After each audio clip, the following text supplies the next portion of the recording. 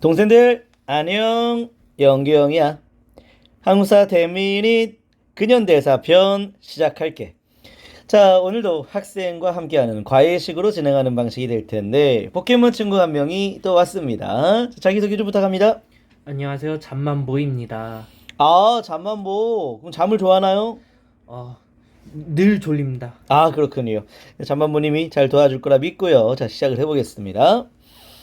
자, 개화정책이 추진인데요. 자, 먼저 개항이 된 다음에 1차 수신사 김기수가 2차 수신사 김홍집이 어느 나라에 갔었죠? 예, 일본입니다. 다 일본에 갔던 사절단이 되겠습니다. 김홍집이 갖고 왔던 책은요, 어떤 책이었죠? 조선책략을 가져왔습니다. 예, 조선책략입니다. 자, 조선책략 유포, 예, 아주 중요한 사건이죠. 예, 그 이후에 개화정책이 확대가 되는데요. 자, 그 개화정책 총괄하는 기구 이름은 통리기무안문이었고요. 예, 통리기무안문 1880년부터 몇 년까지였지요? 시작. 82년까지. 예, 82년까지라는 거 꼭 기억해야 됩니다. 대원군에 의해서 이모군란 때 없어진 게 아주 중요하죠. 자, 개화정책 총괄하는 기구가 통리기무안문이었고 그 밑에 실무행정기구는 12사가 있었습니다. 일본인 교관 신식군대가 있었죠. 이름이 뭐였었죠? 별기군입니다. 예, 그리고 일본에 파견된 조사시찰단이 있는데 이 조사시찰단은 앞에 있는 수신사와 어떤 게 달랐죠? 비밀리에 파견되었습니다. 그렇죠. 위정척사운동 때문에 비밀리에 파견됩니다. 어우, 아주 호흡이 잘 맞는데요. 예, 순조롭게 잘 진행될 수 있을 것 같습니다. 자, 우리 학생들은 제가 질문할 때 이 잠만보님이 대답하지만 이 학생들도 직접 이 대답하는 방식으로 하면 참 공부하는데 효율적일 것 같습니다. 계속 이어갑니다. 자, 오군영은 이영으로 줄어들었고 영선사가 청나라에 파견되었었습니다. 영선사 얘기 좀 한번 가볼까요? 영선사가 이모군란 중에 다시 돌아오게 되었고 그리고 어떤 일을 했었죠? 청나라에서 배워온 청나라의 신식 무기를 가지고 기기창을 만들었습니다. 그렇죠. 영선사가 요 기기창을 만들었다는 거 매우 중요한 내용이죠. 시기가 좀 다르긴 하지만 꼭 기억해야 되겠습니다. 자, 그리고 이모군란을 계기로 해서 통리기무안문이 폐지가 되었잖아요. 그리고 폐지된 게 별기군도 폐지가 되었습니다. 그리고 12사도 폐지가 되었었죠. 자, 영선사와 그리고 조사시찰단 이미 다 돌아온 상황이었는데 자, 그 이후에도 개화 정책이 쭉 유지가 되었습니다. 왜냐하면 왕비가 다시 재집권을 했으니까요. 자, 왕비에 의한 다시 개화 정책 2.0이라 볼 수가 있겠죠? 예, 2.0의 개화 정책. 자, 다 연도가 몇 년으로 돼 있죠? 1883년입니다. 예, 좋습니다. 83년에 나타나는 개화 정책 쭉 갑니다. 자, 인쇄 기구의 이름은요? 방문국입니다. 좋습니다. 화폐 기구는요? 전환국입니다. 좋습니다. 미국에 파견된 사절단은요? 보빙사입니다. 좋습니다. 근대 무기제조 관청은요? 기기창입니다. 예, 좋습니다. 방문국에서는 최초의 신문 한성숭보를 발행했고 전한국에서 당호전 발행했고 보빙사는 미국에 파견된 사절단이었는데 이때 육일준, 민영이, 홍영식은 친구였었고 근데 이들이 돌아와서 사이가 다시 나빠지게 되는 게 나오지요. 갑신정변 때의 가해자, 피해자로 나뉘게 되는 것이죠. 자, 그리고 보빙사가 굉장히 중요한 주제가 되는데 보빙사에서 선진문물을 많이 배워왔습니다. 보빙사 다녀왔던 사람들 이들의 권위로 만들어진 게 여러 가지가 있습니다. 84년에 자, 뭘 만들었습니까? 우정총국을 만들었습니다. 그렇죠. 그리고 86년대 아주 중요합니다. 근대적 관립교육기관 뭐였었죠? 86은 유경공원.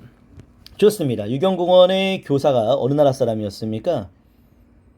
자, 보빙사가 건의한 거잖아요. 미국이었습니다. 그렇죠. 미국 교사 헐버트, 길모어 이런 사람들이 교사였던 것이죠. 그것도 알아두면 좋겠고 자, 농무목축시험장은 농업연구소 같은 거라 보시면 되는데 이것도 보빙사 다녀왔던 친구들이 건의했던 것이었죠. 예, 자, 관련된 기초를 한번 확인해 보겠습니다. 예, 자, 요 한번 읽어주실까요? 영선사의 파견은 기기창 설치의 배경이 되었다. 예, 우리 아까 전에 잠만보님이 대답했던 건데, 그쵸? 요 내용이 되겠죠? 자, 그 다음에 기초를 또 하나, 자, 예, 이거 가볼까요? 1880년대 조선 정부는 개화 정책을 추진하기 위한 개혁기구로 통리기무안문을 설치하였다. 그렇죠. 개화정책 총괄기구 통리기무안문도 이 기출로 나온 선지 확인할 수 있겠네요. 목소리가 좋네요. 감사합니다. 저보다 좋은 것 같은데. 아닙니다. 목소리가 아주 차분하면서도 신뢰감이 느껴집니다. 예, 좋습니다. 자, 이렇게 해서 개화정책 봤는데 여기는 뭐니 뭐니 해도 연도가 좀 중요하다 볼 수 있는데요. 맞죠? 예, 그래서 81년 거, 자, 특히 81년 게 매우 중요하죠. 독립기념하면은 80년이지만 81년에 나왔던 별기군 조사시찰단 영선사가 중요하겠고요. 그 다음에 자, 83년이 중요하죠. 방문국, 전환국, 그리고 보빙사 기기창까지. 그 다음에 84년에는 우정총국, 86년에는 유경공원. 연도 체크하면서 공부하는 게 필요하겠습니다. 자, 바로 좀 계속 이어갈게요. 자, 그 다음에 이제 위정척사 운동이 되겠습니다. 자, 위정척사 운동은 양반 유생들이 주도했던 자, 보수성을 띄었던 이들 반외세의 성격을 띄었었죠. 자, 화이론과 주류론의 입장을 갖고 있었는데 이 위정척사 운동을 쉽게 어떻게 얘기할 수 있겠죠? 나라 지킨 꼰대들입니다. 나라 지킨 꼰대들. 나라 지켰다라는 거는 자주성을 반영하는 것 같고 꼰대라는 것은 보수성을 반영하는 것 같은데 맞습니까? 예, 맞습니다. 나름대로 자기만의 공부 방식 너무 좋은 것 같습니다. 자, 그러면 이제 위정척사 운동은 뭐니 뭐니 해도 60년대, 70년대, 80년대의 특징을 잘 파악해야 되고 관련된 인물을 잘 연결할 수 있어야겠습니다. 자, 60년대는 흥선대원군이 통상 거부 정책을 펼쳤을 때 이양로 기정진이 대원군의 정책을 지지합니까? 반대합니까? 지지합니다. 지지하는 모습을 보였고 통상반대, 다른 말로 척화주전 내수외양론이 되겠습니다. 자, 70년대는 자, 바로 대원군 하야 이후에 왕비가 집권했을 때의 개항 반대했던 인물이 아주 중요하죠. 누굽니까? 최익현입니다. 최익현은 왕비하고 이때 사이가 나빴네요. 그쵸?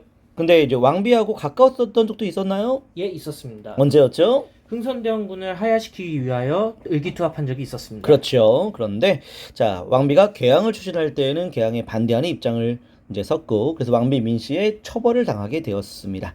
자, 특히 최익현이 반대했던 이유는 외놈은 양놈과 똑같다고 봤던 거고 천주교가 유포될 수 있으며 자, 그리고 자주성이 훼손될 수 있고 우리 유한한 농산물은 다 약탈될 거라 보는 겁니다. 무한한 일본의 공산품이 우리 한반도를 다 지배할 거라고 본 것이죠. 자, 그래서 개항을 반대했지만 결국 개항이 됐어요, 안 됐어요? 됐습니다. 개항이 됐었죠. 예, 이렇게 됐고 개항을 다른 말로 강화되었다라는 표현을 쓰기도 한다는 것 기억하면 좋겠고요. 자, 시험 문제는 요 개화 반대가 참 많이 나옵니다.